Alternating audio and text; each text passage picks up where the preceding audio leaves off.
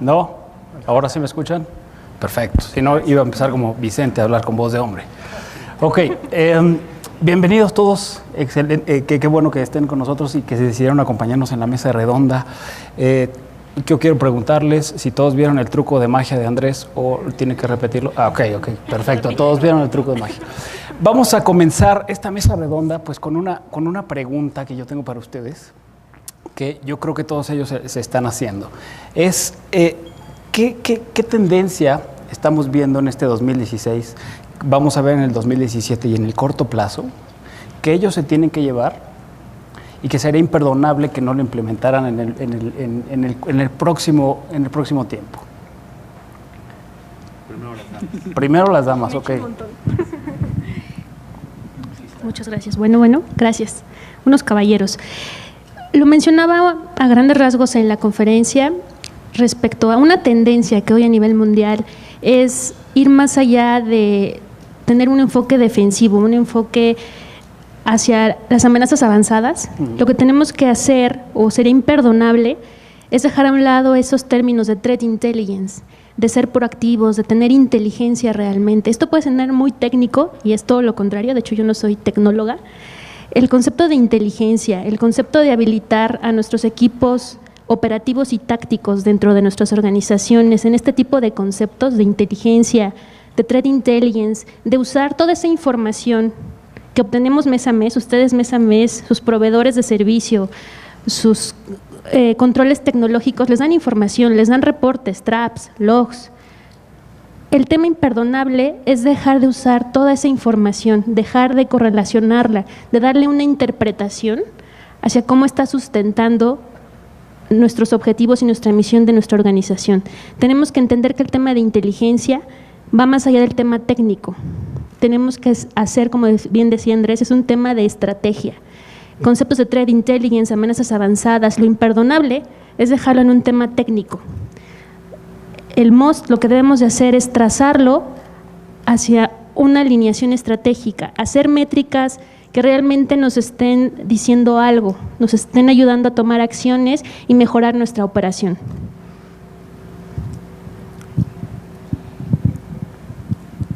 La seguridad es un estado mental y que muchas veces lo que tenemos que hacer es implementar aquellos controles que nos permitan de llegar a tener esa tranquilidad mental de que no está sucediendo o que vamos a tener control o que vamos a poder llegar a reaccionar. Cuando platicaba yo en la conferencia el tema de irnos a las bases, va un poquito más al tema precisamente de demos un paso para atrás, veamos lo que tenemos y establezcamos una estrategia, como decía Leslie, para poder llegar a definir, punto número 1, cuál es el objetivo, a dónde quiero llegar. Quiero llegar a tener control de los usuarios cuando utilizan USBs, o quiero llegar todavía más para allá, que quiero lograr comunicar internamente cuando hay un incidente, y entonces cuando empezamos a generar esos objetivos sin decir una tecnología, que es lo que normalmente tendemos a hacer, o sea, no la iniciativa tiene que ser, principalmente en organizaciones como la suya, es el tema de que con la inversión estamos 100% seguros. O sea, esa es como que la primera reacción de todo el mundo, según yo. Y entonces, lo que tenemos que hacer es también comunicar. ¿Qué es seguro en esta vida? La muerte y pagar impuestos, si no, pregúntenle a Juanga. Entonces, si lo entendemos de esa forma, pues tenemos que minimizar el riesgo, asumir el riesgo o transferir el riesgo. Y si lo hacemos de esa forma, vamos a poder llegar a lograrlo, ¿no? Serían mis 5 cents al respecto. Edgar. Gracias. Bien, complementado lo que comenta Leslie, lo que comenta Andrés, Básicamente lo que yo veo más, aterrizando un poquito más al gobierno mexicano, es una necesidad de entender las políticas y procedimientos y adecuar tecnologías, o sea, hacer un buen análisis, un buen diseño, como comenta Andrés, una buena implementación, un buen diagnóstico de cómo se encontramos en la parte de seguridad y poderlo implementar en la parte de políticas y procedimiento que actualmente tenemos. Veamos, por ejemplo, el caso del MACTICSI, ¿no? Y checo ese tema. En el MACTICSI dice claramente, por ejemplo, en la implementación, lo que comenta Andrés, un data loss prevention, cómo se debe de implementar. Ahí dice claramente que se debe de clasificar la información de seguridad nacional en AAA, AA y A. ¿Realmente lo estamos haciendo en nuestras organizaciones? ¿Realmente lo estamos logrando concebir dentro de nuestras políticas y procedimientos que tenemos dentro de nuestras organizaciones? Yo creo que no. Yo creo que un tema importante dentro de las necesidades es poder cuajar esos dos temas, ¿no? La parte de tecnologías y la parte de metodologías que actualmente existen. Perfecto. Yo quiero debatir esa parte. Yo no sé, pero todos los procedimientos y metodologías a los cuales normalmente hacemos referencia, ISO 27000 y demás, del río Bravo para abajo no jalan. ¿Sí o no? Entonces, creo que tenemos que hacer dos cosas. Uno, identificar qué es lo que realmente nos va a funcionar desde una perspectiva de no es para cumplir el papelito, ¿no? Sino desde el punto de vista de decir, a ver, ¿en qué me va a beneficiar lo que tengo que cumplir? Debatamos. Excelente. Precisamente hace un momento comentábamos, hay que empezar a ver y guardar la trazabilidad de las exigencias en procedimientos como ASI y OPEC. Estamos entendiendo, estamos implementando, nos dicen ahí qué cumplir, pero no los cómo. Y respondiendo a tu pregunta, ¿qué debe ser imperdonable? Es adelgazar esos procedimientos, adelgazarlos a nuestras instituciones, precisamente tener bien claro cuál es el valor de implementar esos procedimientos o esas guías o esas normas y sobre todo guardar trazabilidad. Lo platicábamos, se actualiza cada necesidad y identificando el valor. Una vez que lleguen los procesos deberían de ser mucho más ágiles, mucho más trazables, menos desgastante, para que realmente ya puedas decir que del río para acá sí funciona, ¿no? Ese es el reto. Perfecto. Recuerden que esta es una mesa redonda. Si alguno de ustedes quiere agregar un comentario, tenemos aquí a varias cabezas de la industria y ustedes están representando al lado de gobierno. Entonces, si alguno de ellos si tienen un comentario, pues con gusto. Adelante, adelante. Tomás García, del IMSS, Seguridad. Dentro de esta discusión también entra un componente muy importante, es la figura del órgano interno de control. Muchas veces la implementación del MACTICSI, en particular lo que yo he enfrentado con ASI y OPEC, se convierte en cumplir desde el punto de vista de lo que está buscando el OIC, no del beneficio que me va a traer el implementar estos procesos. Entonces, ¿qué se está buscando trabajar con el OIC, con la ASF, para cambiar la dinámica de supervisión, de monitoreo, en que no sea un cumplir por cumplir, sino que verdaderamente agregue valor a los procesos de las instituciones? Gracias. Y déjame ampliar un poco un comentario. Creo que a los cuatro nos ha tocado interactuar con el MACTICSI. A mí en lo personal me tocó interactuar con la parte de encripción. Pero ¿en qué se está convirtiendo este listado de requerimientos? ¿Es una lista de buenos deseos? ¿Es una carta a Santa Claus? ¿O realmente es la Biblia y es lo que todos deberíamos de estar haciendo? Bueno, complementando lo que comentas, Guillermo, hace poco tuve la oportunidad de sacar un artículo en una revista donde hablábamos de la parte del MACTICSI, ¿no? Y a referencia del título lo dice todo, tarde y mal, ¿no? Realmente creo que nos hemos tardado en implementar políticas, procedimientos, y lo que comenta Andrés y lo que comentan internamente, sí yo en lo personal sí he visto clientes que tienen esa problemática de poder implementar esta metodología, y lo que comenta Andrés es cierto, no se trata cumplir por cumplir, sino realmente qué nos está sirviendo o qué es lo que nos debe de servir para poder implementar esta metodología. Veamos un ejemplo, hace muchos años surgió el ISO 9000 y en la parte de capacitación decía que teníamos que cumplir cierta cantidad de horas. Llegaba un momento que a la misma persona le tienes que dar la misma capacitación todas las veces y eso era algo negativo, ¿no? Porque de alguna manera no evolucionaba lo que actualmente se tiene, y lo que comenta Leslie y Andrés, ver si efectivamente lo que se está implementando es de manera correcta y sobre todo es eficiente, ¿sí? Desde mi perspectiva. ¿Me permites? Ok. Abordando este tema de la figura súper importante del OIC, yo quiero partir de una frase que siempre digo: la seguridad no debe de ser una sensación, debe de estar en un concepto de involucramiento de todas las partes. El órgano interno de control está embebido y tiene relación directa en materia de seguridad de la información. En los cómo, en un mecanismo que ha funcionado mucho, si me permite sugerirte, es ese involucramiento en el diseño de estos procesos, en el diseño de la estrategia de seguridad de la información.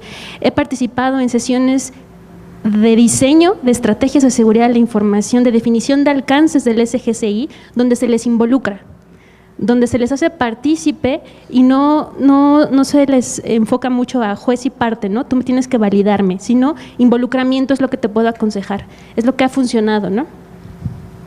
Digo, yo simplemente para complementar lo mismo, o sea, creo que tu pregunta fue muy puntual y creo que ellos se fueron por la tangente. Habla con ellos, que dejen de ser checklisteros y se conviertan en, oye, a ver, vamos a platicar antes de que lo haga, cómo nos conviene a la organización, para que en el momento en que vengas y me digas, es que no estás cumpliendo, oye, compadre, yo te avisé desde el principio que era lo que íbamos a hacer, tú estuviste de acuerdo y pues no me puedes decir que no. El problema es de que no los involucramos, se me llegan con el checklist, a mí no me parece esa inscripción, pues no. Es involucrarlos, sé que es bien difícil. Yo trabajo mucho con el órgano interno de control porque normalmente ahí es donde me contratan a mí para auditarlos ustedes o investigarlos ustedes, entonces, pero sé cómo es el proceso. Espero haber sido más claro que aquí los compañeros. Oigan, y estamos llegando aquí a un punto donde se nota una diferencia entre la industria y gobierno, ¿no? Diferencias entre industria de seguridad y gobierno como usuario de seguridad. ¿Qué me podrían decir sobre el punto de inflexión? ¿Qué le puede pedir la industria al gobierno? Y yo le pregunto a todos ustedes, ¿qué les pide el gobierno a la industria? Para llegar a esos acuerdos, para llegar a ese común denominador donde todos podamos coexistir. Gracias, Andrés. Estuvo muy compleja la pregunta. Ya te entendí, Andrés. O sea, te respondo y me respondes, ¿no? No. Bien, mira, yo creo que uno de los temas importantes es el mensaje que ustedes como gobierno lanzan hacia nosotros como proveedores, como fabricantes, ¿no? Es decir, pongamos un ejemplo, la evolución en la parte de contrataciones ha cambiado. Antes compraban productos, ahora compran servicios, ¿no? Más adelante van a sacar lo que se llaman contratos marcos. Es decir, creo que ustedes tienen que ser muy claros cómo quieren conceptualizar sus compras y sobre todo el nivel de protocolo que quieren manejar de comunicación con nosotros como fabricantes y proveedores, ¿no?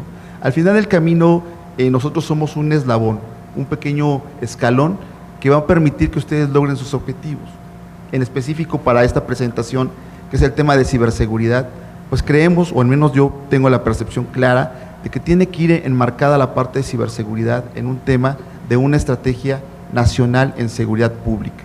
¿Sí? No podemos ir, como comentaba en la presentación, por un lado, un tema de estrategia de seguridad nacional, y por otro lado un tema de ciberseguridad. Me parece que los mensajes, a lo mejor no me quiero desviar, pero me parece que los mensajes que ustedes tienen que lanzar o que nos quieren decir a nosotros sean claros, ¿no? ¿Cómo quieren ustedes trabajar los próximos proyectos que ustedes están enmarcando importantes dentro del sector público, ¿no? Excelente.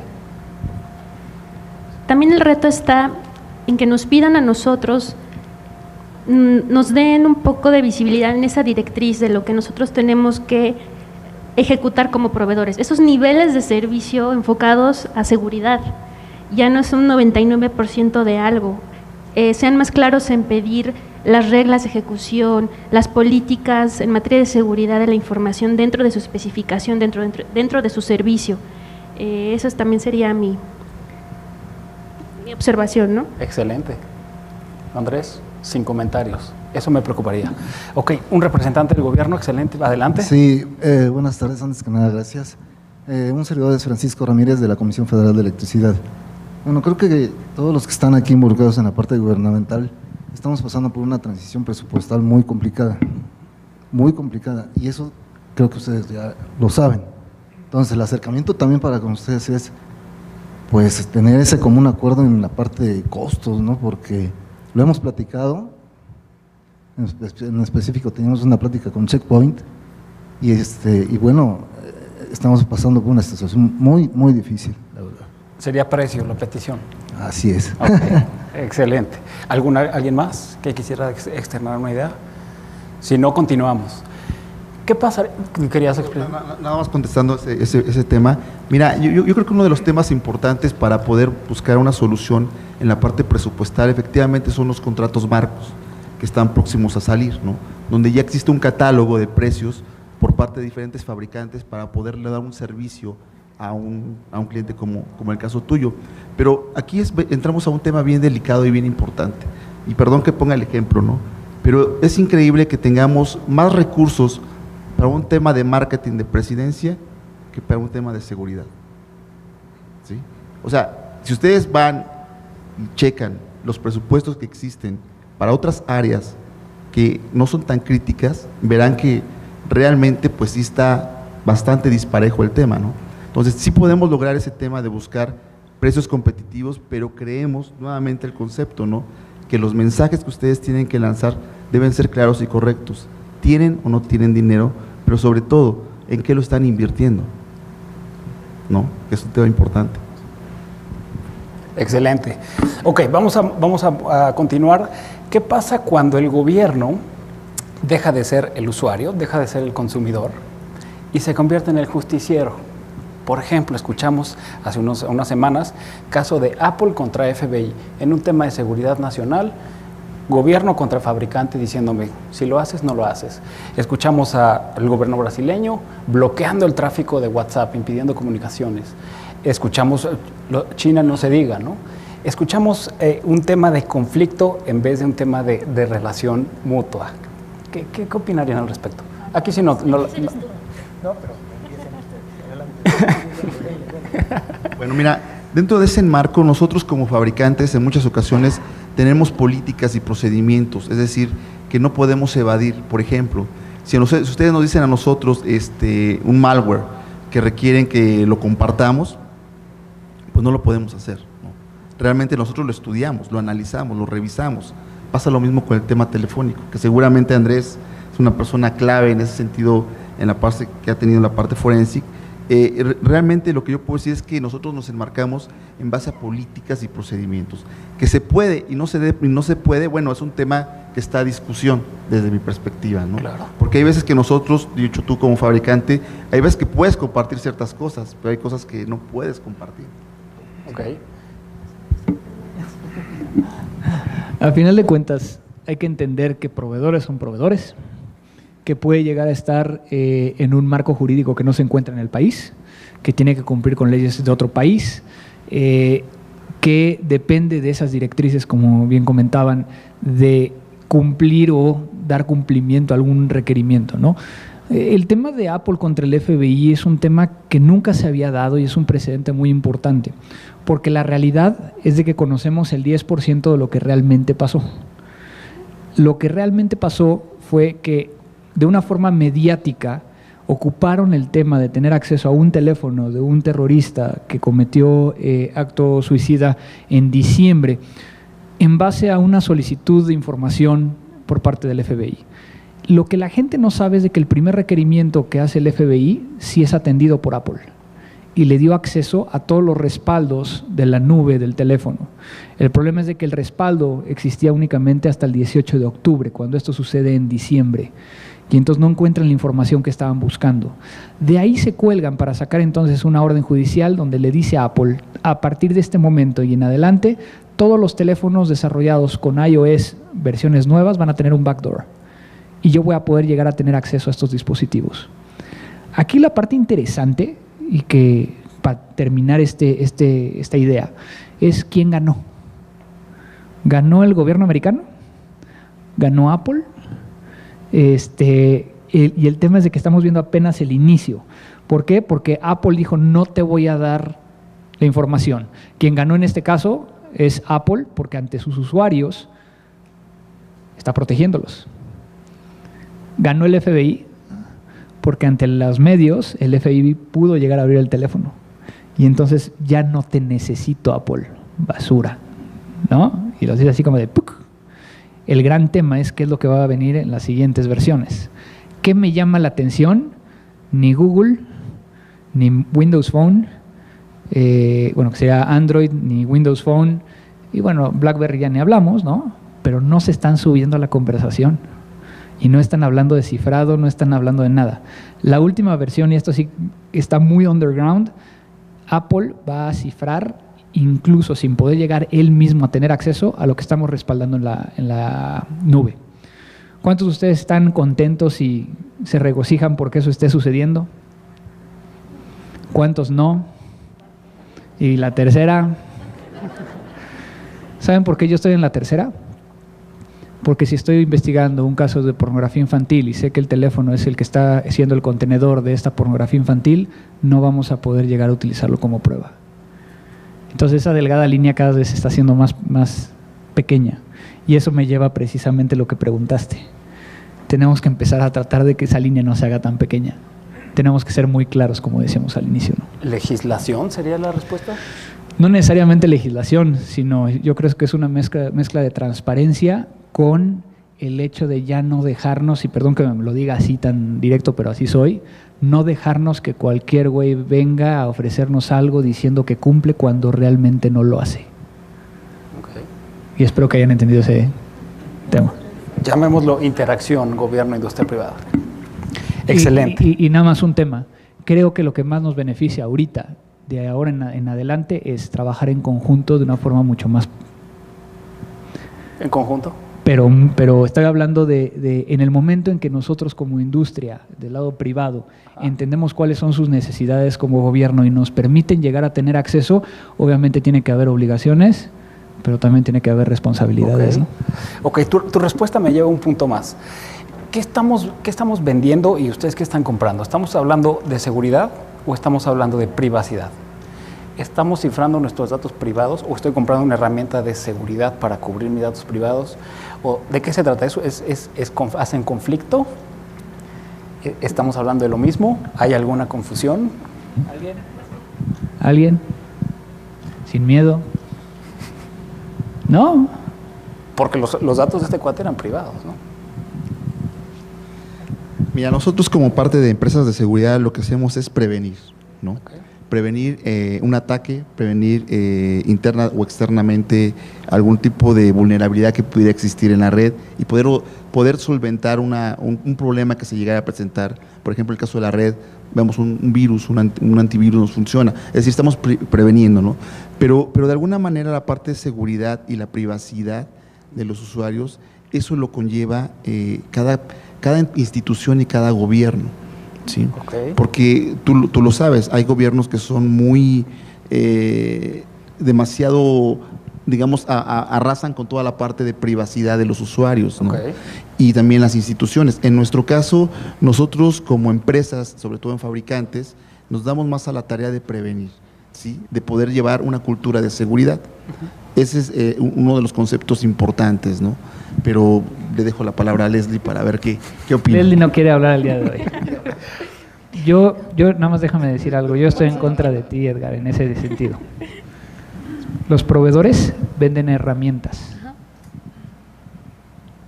Más que prevención, son herramientas. Si yo utilizo alguna de las herramientas que tú comercializas para espiar o para no espiar, no es culpa del proveedor. ¿Es un arma de dos filos? ¿Eso es a lo que claro. te refieres? A final de cuentas, quien lo está utilizando, ¿quién es? ¿Sí estamos? O sea, yo puedo llegar y perdón que lo haga así, un auto es un arma, ¿no? Podría yo matar a alguien con un auto, pero lo tenemos normalmente la perspectiva de que yo manejo bien para que entonces no te atropelle cuando vaya saliendo de aquí. Te lo agradezco. No, ¿de qué? Pero entonces, desde esa perspectiva, lo que tenemos que ver son herramientas. Un tema que a mí me cuestionaron mucho fue cuando fue todo el tema de la NSA y las intervenciones y demás. Yo lo que les dije es, hay dos que fueron las primeras, se me fue el nombre. Por un lado, las primeras profesiones que existieron en el mundo. El primero fue prostituta y el segundo, espía. Siempre existió. Y quien no espía a nivel gubernamental, y me voy a aventar un tema acá cañón, gracias al poder llegar a saber qué está sucediendo, podemos llegar a anticipar muchos temas. ¿Qué es lo que no está claro y qué es lo que me gustaría que tuviéramos más claridad? ¿Quién lo puede hacer? Ese es el tema. El problema es de que muchas de las herramientas no sabemos las capacidades, y cuando se adquieren y cuando se empiezan a implementar pueden llegar a ser todo un tema. Hay unas herramientas, por ejemplo, bien interesantes que te pueden llegar a capturar todo el tráfico de la red. Hoy en día, ¿quién compraría una herramienta para implementar dentro de su institución que capturara todo lo que pasa por la red y que pudiéramos llegar a ver qué es lo que estaba sucediendo? Ok, hay un par. Varias manos. Ok. ¿Cuántos de ustedes saben que hoy con las nuevas comunicaciones casi todo está por SSL, incluso el exchange está cifrado de tal forma que vas a capturar un 20% de la red? Entonces, ¿vas a comprar una herramienta que te están vendiendo para poder llegar a analizar todo cuando realmente no lo puedes ocupar? ¿O tienes las funciones o no tienes las funciones? Y entonces ya viene un tema de lo que platicábamos en la conferencia. ¿Cuáles son las funciones? ¿Qué puedes hacer? ¿Qué no puedes llegar a hacer? Y entonces ahí ya empieza a justificar qué tipo de tecnología, ¿no? Y perdón por pegarte en esa herramienta que ustedes venden. Y regresando a las bases, como tú dices, antes de hablar la tecnología y el mal uso de la tecnología, usemos los mecanismos. Así yo no lo comenta, es ahí donde hay que hacerlo delgado, y hay que usarlo. Los casos de mal uso por los agentes de amenaza que tenemos, que no nada más son externos, son internos, lo dice McTIC, becario, empleado descontento, desempleado. Los casos de mal uso son necesarios estudiarlos, no por un tema de balconeo interno, es un tema de realidad, de contextualizar los riesgos reales y saber en qué casos los propios controles tecnológicos pueden usarse en nuestra contra. Pero regresar a las bases, claridad, análisis de riesgos, usemos los mecanismos que nos está estableciendo McTIC entre las buenas prácticas, ¿no? Digo, aquí nada más para complementar el tema, algo que comenta Andrés, definitivamente nosotros somos proveedores de la parte de herramientas, en mi caso, para la parte de prevención. Pero lo que comenta Andrés es cierto, o sea, ¿quién está detrás de esa herramienta? Detrás de esa herramienta, ¿realmente hay una persona ética? ¿Realmente hay una persona que confiemos al 100%? Veamos un ejemplo, ¿no? Como ustedes solicitan un tema de análisis, de revisión, ¿realmente la empresa cuenta con todas esas garantías para poder guardar hoy la confidencialidad de la institución o de las personas? Me parece que es un tema que también es bastante amplio, ¿no? Y que hay que analizarlo porque honestamente, sí, definitivamente detrás de una herramienta, como detrás de un coche, pues no sabemos quién está. Y no sabemos quién está. O sea, si a lo mejor es esquizofrénico, veamos el caso de hace unas par de semanas que un esquizofrénico mató a un policía en las calles de Coyoacán, ¿no? En la parte de tecnologías pasa lo mismo, ¿no? En muchas ocasiones se puede mal usar las herramientas que nosotros como fabricantes proveemos, ¿no? Entonces, me parece que un tema que comentan es importante la ética, la formación de lo que ustedes contratan, sobre todo las empresas que ustedes contratan, para ver si cuentan con los estándares para poder resguardar una información tan crítica como la que ustedes manejan. Y me voy a poner un poquito de su lado. Si alguien les dice que compren esa herramienta para poder llegar a hacer cierta actividad y ustedes sienten que puede estar en riesgo, bien sencillo, no digan que no. Simplemente pidan un correo electrónico o una carta de que se lo están pidiendo. Y entonces así pasan la responsabilidad al de arriba. ¿Sí me expliqué? Dale. Buenas tardes. Juan Sí. Carlos Escobedo. Adelante. Oye, Andrés, Edgar, pues ni tan ni tan ni muy, de un lado ni del otro, ¿no? Como tú decías desde el principio, desde que existe el ser humano aquí, es la ley del menor esfuerzo. Y todas estas herramientas que nosotros ocupamos es para ayudarnos a hacernos más fáciles las cosas como ser humano. Sin embargo, pues sí, estoy de acuerdo también contigo de que tenemos que tener todos los procesos y respetarlos y tener una ética profesional para todo este tipo de ciberseguridad, ¿no? Pero al final de cuentas necesitamos esas herramientas, ¿no? Hablabas hace rato en tu conferencia de los bancos, ¿no? De cómo podían hackear un cajero. Pues a lo mejor yo como financiero podría tener una persona en cada uno de los cajeros cuidando a que no pase eso. Sin embargo, pues no puede ser así. Tengo que hacerme de estas herramientas y siempre va a haber el riesgo de un lado o del otro, ¿no? Siempre vamos a tener que gestionar qué tan riesgoso va a ser o cómo puede ser esto, ¿no? Entonces, ni tan, ni muy, ¿no? Y volvemos a lo que decíamos hace rato. No hay nada que sea 100% seguro. El riesgo hay que transferirlo, aceptarlo o mitigarlo, ¿no? Obviamente el control tiene que ser de menor costo que el bien que quieres llegar a proteger. Y entonces si hay fórmulas de poder llegar a decir, oye, voy a implementar este tipo de cuestiones. Sí, a mí me gusta siempre ser muy sarcástico y llevar todas las cosas un poquito a los límites, porque es como podemos llegar a hacer un poco más de conciencia alrededor de ello. Pero estoy completamente de acuerdo, tiene que ser un punto medio y puede llegar a ser, digo, alguna vez alguien de una institución gubernamental me decía, es que estamos hablando y viendo un tema de DRP, pero no tenemos presupuesto. Ok, no tienes presupuesto, ¿hay alguna forma en que podamos llegar a hacerlo más pequeño, una forma diferente? ¿Qué es lo que quieres llegar a hacer? Bueno, ¿qué tanta información tienes? Y querían hacer un DRP para un sistema que no era muy grande. ¿Qué haces? Lo guardas en un disco duro, se lo entregas al oficial mayor y que se lo lleve a su pinche casa. Es un DRP. Si algo pasa, va a tener el oficial mayor una copia. ¿Sí me expliqué? Entonces, hay veces de que lo queremos llegar a todo a arreglar a maquinazos. Y no es así. A lo mejor es un cambio de procedimiento. Replícalo. Hace rato allá afuera me hacían una pregunta y les decía, es que para tener acceso a información podemos llegar a utilizar torrents. Y lo primero que se le viene a la gente con los torrents es esta red ilegal.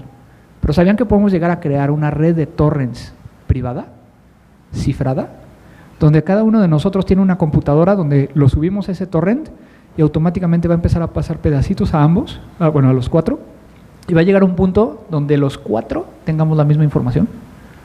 Entonces, ese tipo de buscar soluciones es lo que creo que nos está haciendo falta. No nada más el llegar y decir, a ver, quiero una caja que haga esto. Podemos llegar a solucionarlo de otras formas, ¿no? En ese ni muy ni tan, yo lo llamo exactamente igual cuando hago referencia a un término muy propio, libertad de riesgo. En materia de seguridad al 100%, quien diga al 100% está mal. Realmente lo que estamos ocasionando es una conciencia de libertad de riesgo. Ser claros en mis amenazas, tener planes de acción a lo largo del tiempo, y si viene una tercera parte a pedirnos cuentas en materia de qué estamos haciendo para mitigar ese riesgo, se vale. Oye, no tengo el recurso ahorita, lo estoy mitigando desde la parte procedural, desde la parte de conciencia, y el control tecnológico viene en un trimestre indicado. Pero el punto aquí es qué estamos haciendo y tenerlo trazable y ser conscientes para tener lo que yo bien digo, libertad de riesgo, en ese enfoque de no hay seguridad, no hay 100% en materia de seguridad. Ok, perfecto. Nos quedan 4 minutos en el reloj y yo tengo una pregunta más. Estuvimos discutiendo que las herramientas disponibles están para las manos de quien las trabaja. Puede ser para el bien o puede ser para el mal. ¿Podríamos discutir entonces una red de ciberdelincuencia, de ciberdelincuentes en México? ¿Espionaje en México, si acaso?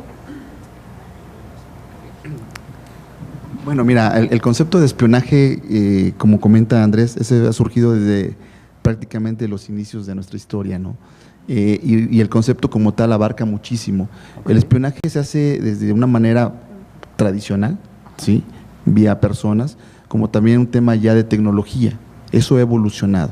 Claro. Lo que sí te puedo decir es que las personas que se dedican a la parte de ciberespionaje o la parte de hacking, y también a la parte de que se dedican a realizar y revisar esa historia de hacking que hubo, de hackeo o ciberespionaje que hubo en las instituciones, cada vez están mejor preparadas, mejor estudiadas, conocen mejor la tecnología, tienen una visión más amplia y también tienen yo lo llamo así, tienen un CV muy exacto, como un perfil que debe de cumplir las características para poder ser un hacker, dedicarse a la parte de ciberespionaje y también ser parte como policía, contrarrestar esos tipos de temas. El perfil que debe tener hoy en día una persona que se dedica a nivel de tecnologías en ese tema debe ser muy especialista y sobre todo un perfil que le permita poder contrarrestar ese tipo de amenazas. Sí, ha evolucionado y definitivamente las tecnologías son parte de esas herramientas para poder alcanzar y extraer información, ¿sí? Es lo que yo puedo decir. Hace un momento yo hablaba de los retos a nivel operativo y táctico, ustedes bien conocen, los equipos de trabajo especializados que los mismos procesos así OPEC nos están exigiendo. El reto es que internamente tenemos que habilitar esos skills, tenemos que estar en constante capacitación. Nuestros equipos de respuesta a incidentes están preparados para estos temas, estas tendencias a nivel mundial, estos conceptos que nos explicaba de forense, temas de threat intelligence, amenazas avanzadas. Yo quiero comentarlo en la necesidad de habilitar, contrarrestar estos equipos especializados para ir más allá, hacer inteligencia, estar prevenidos y saber resolver en caso de que un riesgo se materialice en el escenario que acaban de decir. Y nos queda 1 minuto 35 segundos, 34, 33, no es cierto. Algo que yo he visto que está funcionando bastante bien en iniciativa privada y que no he visto en gobierno es el famoso Red Team en contra del Blue Team. Dentro del área de seguridad se crean 2 equipos, uno se encarga de vulnerar, es decir, lo que estamos acostumbrados de pruebas de penetración, análisis de vulnerabilidades, y tienes otro equipo que se dedica a estar investigando y a estar haciendo forense de lo que ya hizo el otro equipo, porque entonces ahí permites llegar a tener un equipo muy bien capacitado a partir de los mismos hallazgos que están teniendo. ¿Por qué? Porque normalmente no tenemos un área de respuesta como tal, y cuando llega el equipo de respuesta no sabe qué va a encontrar y qué es normal y qué no es normal. Y entonces si uno lo ataca y el otro va a ver qué fue el resultado, va entendiendo cómo es la operación y entonces la brecha se hace mucho más corta. Y entonces logran saber qué es lo que hay de información. Es un tema que está muy interesante porque entonces también existe la posibilidad de que uno de los equipos desarrolle un malware, el otro lo analiza y entonces se van subiendo los skills entre ellos mismos, ¿no? Entonces creo que es un tema interesante que podríamos llegar a obtener. Excelente. 10 segundos. Con 10 segundos en el reloj, alguien que quiera aportar alguna pregunta, su opinión, estamos bienvenidos. Sí, de este lado. Tenemos de este lado. Porfa, una pregunta. Cuestión del Blue Team y el Red Team, sí hay que tener mucho cuidado, porque al final de cuentas sí se pueden ayudar mucho entre ellos, pero al final de cuentas llega un momento que se estanca todo, y si tú estabas con el objetivo de ese Blue Team, Red Team, era mejorar las aplicaciones o el buen manejo de las cosas dentro de la empresa, hay muchas veces que se estanca ahí, porque ya después no sabes quién es el que tiene la razón o cuál es el mejor. Entonces ahí sí hay muchos controles que se tienen que implementar, porque en el momento en que uno de las personas que pertenece a alguno de los 2 equipos deja la organización, ¿qué información se está llevando? O sea, es una ideología lo que estoy comentando, pero sí necesitamos implementar un chorro de controles por el tipo de información que tendrían. Exacto. ¿No? Excelente. ¿Alguien más? Si no hay más preguntas, Leslie, Andrés, Edgar, solo me queda agradecerles que hayan participado en esta mesa redonda y a ustedes por también su participación. ¿Listo, Rafa? Muchas gracias a todos. Gracias, qué amables.